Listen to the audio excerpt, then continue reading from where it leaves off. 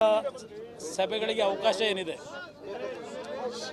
ಸುಮಾರು 50 ಸಾರ್ವಜನಿಕ ಸಭೆಗಳಲ್ಲಿ JDS ಮತ್ತು BJPಯ ಅಭ್ಯರ್ಥಿಗಳ ಪರವಾಗಿ ನನ್ನ ಚುನಾವಣಾ ಪ್ರಚಾರ ಇರುತ್ತದೆ.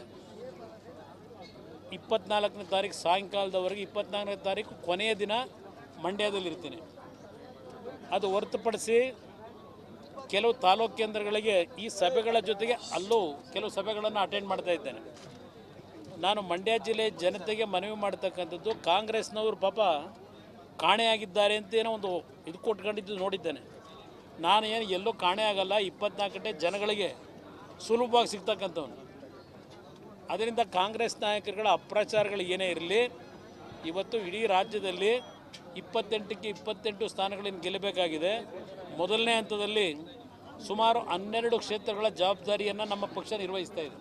BJPಗೆ ಸಹಕಾರ ಕೊಡ್ತಕ್ಕಂಥ ವಿಷಯದಲ್ಲಿ ಇವತ್ತು ಮೈಸೂರು ಇರ್ಬೋದು, ಚಾಮರಾಜನಗರ ಇರ್ಬೋದು, ಚಿತ್ರದುರ್ಗ ಇರ್ಬೋದು, ಚಿಕ್ಕಬಳ್ಳಾಪುರ ಇರ್ಬೋದು, ತುಮಕೂರು ಇರ್ಬೋದು, ಅಲ್ಲಿಂದ ಕೋಲಾರದಲ್ಲಿ ನಮ್ಮ ಅಭ್ಯರ್ಥಿ ಇರ್ಬೋದು, ಬೆಂಗಳೂರು ಗ್ರಾಮಾಂತರದಲ್ಲಿ BJP ಅಭ್ಯರ್ಥಿ ಏನಿದ್ದಾರೆ ಡಾಕ್ಟರ್ ಮಂಜುನಾಥ್ ಅವರು ಇರ್ಬೋದು. ಈಗ ಎಲ್ಲ ಕ್ಷೇತ್ರಗಳಲ್ಲೂ ಸುಮಾರು 50 ಸಭೆಗಳಲ್ಲಿ ಭಾಗವಹಿಸ್ತಾ ಇದ್ದೇನೆ.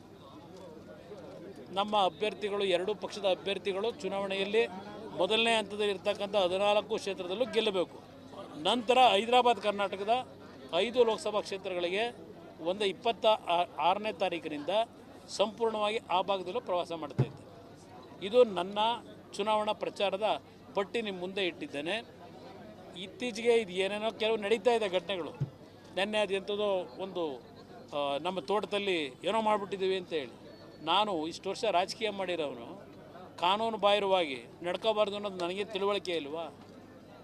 ನನಗೂ ತಿಳುವಳಿಕೆ ಇದೆ. ಅದೆಲ್ಲ ಇರಲಿ, ಒಂದು ಭಾಗ ಬಂದರು ಹೋದರು ಎಲ್ಲ ಮುಗೀತು ಅದು ಕತೆ. ಇಲ್ಲಿ ಪ್ರಶ್ನೆ, ಇವತ್ತು ಜಾತಿಯ ಹೆಸರಿನಲ್ಲಿ ನಾನೇನು ಎಂದೂ ರಾಜಕೀಯ ಮಾಡಿಲ್ಲ. ಯಾವ ರೀತಿ ಅವ್ರು ನಡ್ಕೊಂಡಿದ್ದಾರೆ, ಏನೇನು ಮಾಡಿದ್ದಾರೆ, ಅವ್ರ ಕಣ್ಣು ಮುಂದೆ ಅಂಗೈನಲ್ಲಿ ಕನ್ನಡಿಗೆ ಹುಣ್ಣೆ ಹಾಕಬೇಕು ಅಂತ, ಹುಣ್ಣು ಹುಡುಕ್ಲಿಕ್ಕೆ ಏನು ಬೇಕು ಅಂತಾರಲ್ಲ, ಅದರಿಂದ ಅವರ ನಡವಳಿಕೆಗಳನ್ನು ಗಮನಿಸಿದ್ದೇನೆ. ಅವರು ಪಾಪ ದುಡ್ಡಿನ ಮದ, ಅಧಿಕಾರದ ಮದ ಪಾಪ ಹೇಳಿದ್ದಾರೆ ನಮ್ಮ ಸ್ನೇಹಿತರು. ಕುಮಾರಸ್ವಾಮಿನ ಐ ಡೋಂಟ್ ಕೇರ್, ನಾನು ಲೆಕ್ಕಕ್ಕೆ ಇಡಲ್ಲ ಅಂತೇಳಿ. ನಾನೇನು ಲೆಕ್ಕಕ್ಕೆ ಇಟ್ಕೊಳ್ಳಪ್ಪ ಅಂತ ಹೇಳಿದ್ದೀನ? ಲೆಕ್ಕಕ್ಕೆ ಇಡಬೇಕೋ ಬೇಡವೋ ಅನ್ನೋದನ್ನ ರಾಜ್ಯದ ಜನತೆ ತೀರ್ಮಾನ ಮಾಡ್ತಾರೆ. ನಿನ್ನ ಹಣ, ನಿನ್ನ ಅಧಿಕಾರ ಅದು ತೀರ್ಮಾನ ಮಾಡಲ್ಲ. ರಾಜ್ಯದ 6.5 ಕೋಟಿ ಜನತೆ ಕುಮಾರಸ್ವಾಮಿ ಅವಶ್ಯಕತೆ ಇದೆಯೋ ಇಲ್ವೋ ಅನ್ನೋದನ್ನು ಜನ ತೀರ್ಮಾನ ಮಾಡ್ತಾರೆ. ಇದು ನಾನು ಅವ್ರಿಗೆ ಹೇಳಲಿಕ್ಕೆ ಬಯಸ್ತೀನಿ. ಅವರೇನೋ I am a street fighter ಅಂತಾರೆ. ಹೌದು, ನೀವು ಸ್ಟ್ರೈಟ್ ಫೈಟರ್ ಕಣಪ್ಪ. ಯಾವ ಕೊತ್ವಾಲ್ ರಾಮಚಂದ್ರ ಹತ್ರ ಗಡಿಲಿ ಬಂದಿರೋ ನೀವು ಸ್ಟ್ರೈಟ್ ಫೈಟರ್ ಆಗದೆ ವಿಧಾನಸೌಧದಲ್ಲಿ ಕೂತು ಫೈಟ್ ಮಾಡ್ತೀರಾ? ನೀವು ಬಂದಿರೋ ಬ್ಯಾಕ್ಗ್ರೌಂಡೇ ಅದಲ್ವಾ? ಅದರಿಂದ ಮಾತಾಡ್ತೀರಿ, ಮಾತಾಡಿ. ನಿಮ್ಮ ಮದ ಇದೆಯಲ್ಲ ದುಡ್ಡಿಂದು, ಏನು ಕಷ್ಟಪಟ್ಟು ಸಂಪಾದನೆ ಮಾಡಿದ್ರ? ಪಾಪ ಅವನು ಯಾರೋ ಬೇಳ್ತಾನೆ. ನಂದು ಮೊನ್ನೆ ನಾಮಿನೇಷನ್ ಪತ್ರ ಸಲ್ಲಿಸಿದಾಗ ನಾನೇನು ಆಸ್ತಿ ವಿವರ ಕೊಟ್ಟಿದ್ದೇನೆ, ಏನು ಆಲೂಗಡ್ಡೆ ಬೆಳೆದು ಕುಮಾರಸ್ವಾಮಿ ದುಡ್ಡು ಮಾಡಿದ್ರ ಅಂತ. ಬಂದು ನೋಡಪ್ಪ ಮಹಾನುಭಾವರೇ, ನಾನು ಬಿಡಿದ ತೋಟ ಹೇಗಿಟ್ಟಿದ್ದೀನಿ, ರೈತನ ಮಗ, ಒಂದು ತೋಟ ಹೇಗಿಡಬೇಕು ಅನ್ನೋದನ್ನ ತೋರಿಸ್ಕೊಟ್ಟಿದ್ದೀನಿ, ಬಂದು ನೋಡಪ್ಪ. ಸಂಪಾದನೆ ಮಾಡಿದ್ದೇವೆ, ಹೌದು. ನಾವು ಇನ್ನೊಬ್ಬರ ಥರ ಕಂಡಕ್ಕೆ ಬೇಲಿ ಹಾಕಿ ಭೂಮಿಗಳಿಗೆ, ಸರ್ಕಾರದ ಭೂಮಿಗೆ ಬೇಲಿ ಹಾಕಿ ನಾವೇನು ಮಾಡಿಲ್ಲ, ಕಷ್ಟಪಟ್ಟು ಸಂಪಾದನೆ ಮಾಡಿದ್ವಿ. ಇದನ್ನು ಅವ್ರಿಗೆ ಹೇಳಲಿಕ್ಕೆ ಬಯಸ್ತೀವಿ. ಸರ್, ಈಗ ಚಲುವರಾಯ ಸ್ವಾಮಿ ಅವರು ಹೇಳಿದ್ರು ಸರ್, ನಿರ್ಮಲಾ ಶ್ರೀಗಳು ಫೋನ್ ಟ್ಯಾಪಿಂಗ್ ಮಾಡಿಸಿದ್ದು JDS. ನನಗೇನಪ್ಪ ಗೊತ್ತು, ಅದ್ರ ಬಗ್ಗೆನೂ ತನಿಖೆ ಮಾಡಲಿಲ್ಲ. ತನಿಖೆ ಎಲ್ಲಿಗೆ ಬಂದಿತ್ತು? ಈಗ ನನಗೆ ಸಂಬಂಧ ಇಲ್ಲದೆ ಇರೋದು, ನಾನು ಇನ್ನೊಬ್ಬರು ಟೆಲಿಫೋನ್ ಟ್ಯಾಪಿಂಗ್ ಮಾಡ್ತಕ್ಕಂಥ ಅವಶ್ಯಕತೆ ನನಗೇನಿತ್ತು? ನನಗೆ ಆ ಥರ ಇದ್ದಿದ್ರೆ, ಟೆಲಿಫೋನ್ ಟ್ಯಾಪಿಂಗ್ ಮಾಡ್ಕೊಂಡಿದ್ದಿದ್ರೆ ನಾನು ಸರ್ಕಾರ ಹೋಗಕ್ಕೆ ಬಿಡ್ತಿದ್ನ? ನಾನು ಸರ್ಕಾರ ಹೋಗೋದು ಅವತ್ತು? ಅದರಿಂದ ಇಲ್ಲಿ ರಾಜಕಾರಣದಲ್ಲಿ ಹಲವಾರು ರೀತಿಯಲ್ಲಿ ಅಪಪ್ರಚಾರಗಳು ಮಾಡ್ತಕ್ಕಂಥದ್ದು, ಅದರ ಮುಖಾಂತರ ಯಶಸ್ಸು ಕಾಣ್ತೀವಿ ಅಂತ ಕೆಲವರು ತಿಳ್ಕೊಂಡಿದ್ದಾರೆ. ಅದರಲ್ಲಿ ಯಾವುದೂ ಯಶಸ್ಸು ದೊರಕಲ್ಲ. ಕಾದು ನೋಡಿ ಏನೇನಾಗುತ್ತೆ.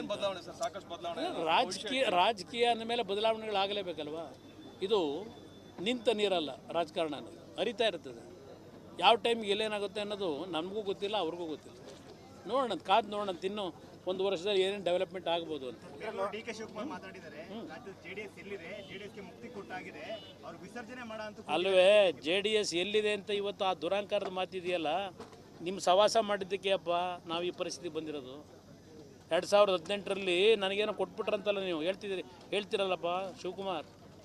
5 ವರ್ಷ ನೀವು ಆಡಳಿತ ನಡೆಸಿ ಅಂತ ಅಧಿಕಾರ ಕೊಟ್ಟು ಪದೇ ಪದೇ ಹೇಳ್ತಿರಲ್ಲ, ಅದೇ ತಾನೇ ಕೊಟ್ಟಿದ್ದು 5 ವರ್ಷ ಕೊಟ್ಬಿಟ್ಟು ಇಲ್ಲಿ JDSನ ಮುಗಿಸೋದು ಹೆಂಗೆ ಅಂತ ಹೇಳಿ ಬುಡ ಸಮೇತ ತೆಗಿಲಿಕ್ಕೆ ಹೋದ್ರಲ್ಲ, ಅದನ್ನು ಮತ್ತೆ ಮರುಜೀವ ಕೊಡಲಿಕ್ಕೆ ಈಗ ಹೊಸದಾಗಿ ಮರುಜೀವ ತರಲಿಕ್ಕೆ ಪ್ರಯತ್ನ ಪಡ್ತಾ ಇದ್ದೆ. ಸ್ವಾಮೀಜಿ ಆಶೀರ್ವಾದ ಪಡೆದು ಹೋಗ್ಬೇಕಾಗಿತ್ತು, ಎಲ್ಲರನ್ನೂ ಕರ್ಕೊಂಡು ಹೋಗಿದ್ದಾರೆ. ರಾಜಕೀಯ ಇವ್ರು ಯಾವ ರೀತಿ ಹೋದರು? ಇವ್ರು ಎಷ್ಟು ಜನ ಹೋಗಿದ್ರು? ಸ್ವಾಮೀಜಿಯವ್ರನ್ನ ಭೇಟಿ ಮಾಡೋದ್ರಲ್ಲಿ ಇವ್ರು ಎಷ್ಟು ಜನ ಹೋಗಿದ್ರು? ಎಷ್ಟು ಜನ ಕರ್ಕೊಂಡು ಹೋಗಿದ್ರು ಇವರು? ಅವತ್ತು ನೀವು ಚಿತ್ರ ತೋರಿಸಿಲ್ವಾ ಟಿ ವಿಗಳಲ್ಲಿ? ನೀವು ಯಾರು ಏನು ಬೇಕಾದ್ರೂ ಮಾಡ್ಬೋದು, ನಾವೇನು ಮಾಡೋಂಗಿಲ್ವಾ? ಅದು ಒಂದು ದೊಡ್ಡ ರಾಜಕೀಯನ ಅದು? ಹೌದು, ವರ್ಷದ ಮೊದಲನೇ ದಿನ ನಾವು ನಮ್ಮ ಸಂಪ್ರದಾಯದಲ್ಲಿ ಗುರು ಹಿರಿಯರ ಆಶೀರ್ವಾದ ಪಡಿತೀವಿ. ಅದಕ್ಕೆ ವರ್ಷದ ಮೊದಲನೇ ದಿನ ನಮ್ಮ ಸ್ವಾಮೀಜಿಯವರ ಆಶೀರ್ವಾದ ಪಡೀಲಿಕ್ಕೆ ಹೋಗಿದ್ದು. ಅದೇನು ದೊಡ್ಡ ಮಹಾನ್ ಅಪರಾಧವ? ಜ್ವರ ಬಂದಾಗ ಹಾಸ್ಪಿಟ್ಲಿಗೆ ಹೋಗ್ತಾರೆ ಅಂತ ಹೇಳಿದ್ದಾರೆ. ಜ್ವರ ಬಂದಾಗ ಆಸ್ಪತ್ರೆಗೆ ಹೋಗದೆ ಇನ್ನೆಲ್ಲಿ ಹೋಗಕ್ಕೆ ಸಾಧ್ಯ? ಜ್ವರ ಬಂದಾಗ ಆಸ್ಪತ್ರೆಗೆ ಹೋಗ್ಬೇಕು ತಾನೆ, ಡಾಕ್ಟ್ರ್ ಹತ್ರಕ್ಕೆ. ಇನ್ನೆಲ್ಲಿ ಹೋಗಕ್ಕಾಯ್ತದೆ? ಚುನಾವಣೆ ಬಂದಾಗ ಈಗ ಮಠಗಳ ಕಡೆ ಹೋಗ್ತಿದ್ದಾರೆ ಅಂತ ಬೇಕಾದ ನಾನು 140 ಬಡ ಮಠಾಧೀಶರುಗಳಿಗೆ ಅವ್ರನ್ನ ಗುರ್ತೆ ಹಿಡಿದೇ ಇದ್ದಕ್ಕಂಥ ಸಣ್ಣ ಸಮಾಜದ ಮಠಾಧೀಶರಿಗೆ 2ನೇ ಬಾರಿ ಮುಖ್ಯಮಂತ್ರಿ ಇದ್ದಾಗ ಸುಮಾರು 130 ಕೋಟಿ ಹಣ ಬಿಡುಗಡೆ ಮಾಡಿದ್ದೇನೆ. ಸಣ್ಣ ಮಠಾಧೀಶರುಗಳು ಅವರ ಒಂದು ಪರಿಸ್ಥಿತಿಗಳನ್ನು ನೋಡಿ. ಅದರಿಂದ ನನಗಿದೇನು ಹೊಸದಲ್ಲ, ಇದೆಲ್ಲ ನಮ್ಮ ಮಾಮೂಲಿ ನಮ್ಮ ಜೀವನದಲ್ಲಿ ನಡ್ಕೊಂಬಂದಿರೋದು. ಪರ್ಯಾಯ ಪೀಠ ಮಾಡಕ್ಕೆ ಹೋಗಿದ್ರು ಅಂತ ಸರ್. ಆದಿಚುಂಚನಗಿರಿ ಮಠದ ಪರ್ಯಾಯ ಪೀಠ ಮಾಡಕ್ಕೆ ಹೋಗಿದ್ರು ಅಂತ JDSನವರು ಮಾಡಿದ್ದು ಅಂತ. ಅಯ್ಯೋ, ಬೇರೆ ಸಮಾಜದಲ್ಲಿ ಎಷ್ಟೆಷ್ಟು ಮಠಗಳಿಲ್ಲ. ನಮ್ಮಲ್ಲೂ ದೊಡ್ಡದಾಗಿ ವಾಸ್ಟಾಗಿ ಬೆಳಕಳ್ಳಿ ಅಂತ ಆ ಟೈಮಲ್ಲಿ ಯಾರೋ ಒಬ್ಬರು ಸ್ವಾಮೀಜಿನ ಬೆಳೆಸಬೇಕದು ವಿಶ್ವ ಒಕ್ಕಲಿಗರ ಇದು ತಾನೇ ಹೇಳೋದು. ಅವತ್ತು ಮಠದಲ್ಲಿ ಅವತ್ತು ನಮ್ಮ ಕೃಷ್ಣ ಅವರು, KR ಪೇಟೆ ಕೃಷ್ಣ ಅವರು, ಇನ್ನೂ ಯಾರ್ಯಾರು ಇದ್ರು, ಈಗೆಲ್ಲ ಕಾಂಗ್ರೆಸ್ನಲ್ಲೇ ಅವರೆಲ್ಲ ಕೆಲವರು ಅಲ್ಲಿ ಹೋಗ್ಬಿಟ್ಟವ್ರೆ. ಅವರೆಲ್ಲ ಸೇರೇ ಬೆಳೆಸಬೇಕು ಅಂತ ಬಂದ್ರಪ್ಪ. ಏನು ಇರಲಿ, ಇನ್ನೊಂದು ಮಠ ಬೆಳಕಳ್ಳಿ ಅಂತ ಬೆಳೆಸಿದ್ರು. ಅವ್ರ ವಿರುದ್ಧ ಪರ್ಯಾಯವಾಗಿ ಬೆಳೆಸಿದ್ದ. ಇನ್ನೊಬ್ಬರು ಸ್ವಾಮೀಜಿ ಇದ್ದರೆ ಅವ್ರದ್ದು ಆಶೀರ್ವಾದ ಸಿಗಲಿ ಅಂತ ಮಾಡಿದ್ದೀವಿ, ಪರ್ಯಾಯ ಮಾಡಿದ್ದಲ್ಲ. ಈ ಸಂಖ್ಯೆ ದೊಡ್ಡ ಸಂಖ್ಯೆ ಏನಿದೆ, ಆ ಸಂಖ್ಯೆಯಿಂದ ಇನ್ನೊಂದು ಮಠ ಒಬ್ಬರು ಸ್ವಾಮೀಜಿಯವರು ಇದ್ದರು, ಮಾಡ್ತೀವಿ ಅಂದರು, ಸಹಕಾರ ಕೊಟ್ಟಿದ್ದೀವಿ. ಅದ್ರಲ್ಲಿ ತಪ್ಪೇನಿದೆ? DK ಶಿವಕುಮಾರ್ ಅವರು ಹಾಸನ ಬಂದಾಗ ಹೇಳ್ತೀರಿ ಸರ್, ನಾವು ಸರ್ಕಾರವನ್ನು ಬೆಳೆಸಿಲ್ಲ, ಹಾಸನಾಂಬ ಸನ್ನಿಧಿಯಲ್ಲಿ ಬಂದು ಆಣೆ ಮಾಡಲಿ ಅಂತ. ಅಯ್ಯೋ ರಾಮನೆ, ಹಿಂದ್ಯಾರು ಬೆಳೆಸಿದಾರು? ಅವರೇ ಹೇಳಿಲ್ವಾ? ಎಷ್ಟು ಬಾರಿ ಹೇಳಿಲ್ಲ? ಧರ್ಮಸ್ಥಳದ ಸಿದ್ಧವನದಲ್ಲಿ ಕೂತೆ ಔಷಧಿ ಹರಿದವ್ರೆ, ಅವರೇ ಹೇಳೋರು. ನೀವೆಲ್ಲ ಟಿ ವಿಲಿ ತೋರಿಸಿದ್ದೀರಿ. ಹಾಸನಾಂಬೆ ಪ್ರಮಾಣ ಮಾಡಬೇಕು, ಅದಕ್ಕೆ ಧರ್ಮಸ್ಥಳದಲ್ಲೇ ಮಾಡಿ ಬಂದಿರೋದಲ್ವ ಅದು? ಅಲ್ಲೇ ಹೇಳಿಲ್ವ ಅವರು? ಈ ಸರ್ಕಾರ ಒಂದೇ ವರ್ಷ ಪಾರ್ಲಿಮೆಂಟ್ ಚುನಾವಣೆ ಮೇಲೆ ತೆಗಿತೀವಿ ಅಂತೇಳಿ, ಅದಕ್ಕಿಂತಲೂ ಬೇಕಾ ಪ್ರಮಾಣ? ಇಲ್ಲ, 14ನೇ ತಾರೀಕು ಮೈಸೂರಿನ ಒಂದು ಬಹಿರಂಗ ಸಭೆ ಇದೆ ಮೋದಿಯವರದ್ದು. ಪ್ರಧಾನಮಂತ್ರಿಗಳು ಮೈಸೂರಿನ ಸಭೆಯಲ್ಲಿ ಭಾಗವಹಿಸ್ತಿದ್ದಾರೆ. ಅದಾದ ನಂತರ ಇನ್ನೂ ಅವರು 3-4 ಬಾರಿ ಬರ್ತಾರೆ. ಇನ್ನೂ ಟೈಮ್ ಇದೆ, ಇನ್ನೂ ಸಮಯ ಯಾವುದು ನಿಗದಿ ಮಾಡಿಲ್ಲ. ಅವ್ರ ಆಫೀಸಿಂದಲೇ ಎಲ್ಲೆಲ್ಲಿ ಹೋಗಬೇಕು ಅನ್ನೋ ತೀರ್ಮಾನ ಅವ್ರು ಮಾಡ್ತಾರೆ. ಪದೇ ಯಾತಕ್ಕೆ ಪಾಪ ಆ ವ್ಯಕ್ತಿ ಹೆಸರು ತರಬೇಕು? ನಿನ್ನೆ ಅವರು NDA ಪರವಾಗಿ ಕೆಲಸ ಮಾಡಿದ್ದಾರೆ, NDA ಅಭ್ಯರ್ಥಿ ಓಟ್ ಕೊಡಿ ಅಂತ ಹೇಳಿದ್ದಾರೆ. ಮತ್ತು ಪಾಪ ಅವ್ರನ್ನ ಯಾತಕ್ಕೆ ಮಧ್ಯದಲ್ಲಿ ತರಬೇಕು? ಎಲ್ಲ ಕಡೆ ಮೈತ್ರಿನೂ ಸಮನ್ವಯ ಆದಂಗೆ ಆಗಿದೆ. ಬಟ್ ಹಾಸನದಲ್ಲಿ ಪ್ರೀತಮ್ ಗೌಡ ಎಲ್ಲ BJPಯ ಕಾರ್ಯಕರ್ತರು ಕೆಲಸ ಮಾಡ್ತಾ ಇದ್ದಾರೆ. ಯಾವುದೇ ಸಮಸ್ಯೆಗಳಿಲ್ಲ, ಭಾಳ ಸ್ಮೂತಾಗಿ ಕೆಲಸ ನಡೀತಿದೆ. ಬಟ್ ಅವರೆಲ್ಲೂ ಪ್ರಜ್ವಲ್ ರೇವಣ್ಣ ಅವ್ರ ಹೆಸರು ಹೇಳಲ್ಲ, ಅವರಿಗೆ ಅವರು ರಾಜ್ಯದ ನಾಯಕರಿದ್ದಾರೆ BJPನಲ್ಲಿ. ಅವರಿಗೆ ಬೇರೆ ಜಿಲ್ಲೆನಲ್ಲಿ ಟಾಸ್ಕ್ ಕೊಟ್ಟಿದ್ದಾರೆ. ಆ ಒಂದು ಟಾಸ್ಕ್ಗೆ ಅವ್ರು ಹೋಗಬೇಕಾದ ಪರಿಸ್ಥಿತಿನಲ್ಲಿ ಇಲ್ಲಿ BJPಯ ಕಾರ್ಯಕರ್ತರುಗಳ ಮಟ್ಟದಲ್ಲಿ ನಮ್ಮ ಪಕ್ಷದ ಅಭ್ಯರ್ಥಿ ಕೆಲಸ ಮಾಡ್ತಾ ಇದ್ದಾರೆ. ಬಿಜೆಪಿಯ ಹೈಕಮಾಂಡ್ ನಾಯಕರುಗಳು ಹೇಳ್ತಾರೆ ಅವರು ಕೆಲಸ ಮಾಡ್ತಾರೆ ಅಂತ ಹೇಳಿ, ಆದರೂ ಕೂಡ ಅವರೆಲ್ಲ ಒಂದು ಕಡೆ ಇನ್ನೂ ನೆನ್ನೆ ತಾನೇ ನೀವೇ ಪ್ರೊಜೆಕ್ಷನ್ ಕೊಟ್ಟಿದ್ದಾರಲ್ಲ ಪ್ರಧಾನ್. ನೆನ್ನೆ NDA ಅಭ್ಯರ್ಥಿಗೆ ಮತ ಕೊಡಬೇಕು ಅಂತ ನೆನ್ನೆ ಅವರೇ ಭಾಷಣ ಮಾಡಿ ಹೋಗಿದಾರಲ್ಲ, ಅದಕ್ಕಿಂತಲೂ ಏನು ಬೇಕು? ಸರ್, ಇವತ್ತಿನ ಬ್ಯಾನರಲ್ಲಿ ಪ್ರೀತಮ್ ಗೌಡರದ್ದು ಫೋಟೋನೇ ಇಲ್ಲ. ಗೊತ್ತಿಲ್ಲ, ಅದು ಅವ್ರ ಲೋಕಲ್ ಹಾಕತ್ತಾರೆ. ಈಗ ನಮ್ಗಳದೂ ಎಲ್ಲ ಕಡೆ ಏನು ಹಾಕಲಿಲ್ಲ ಅಂತೇಳಿ ಅದು ದೊಡ್ಡ ಇಶ್ಯೂ ಮಾಡೋಕ್ಕಾಗತ್ತಾ? ಅವ್ರು ಲೋಕಲ್ ಅವ್ರು ಯಾರ್ಯಾರು ಬೇಕೋ ಹಾಕೊಂಡಿರ್ತಾರೆ.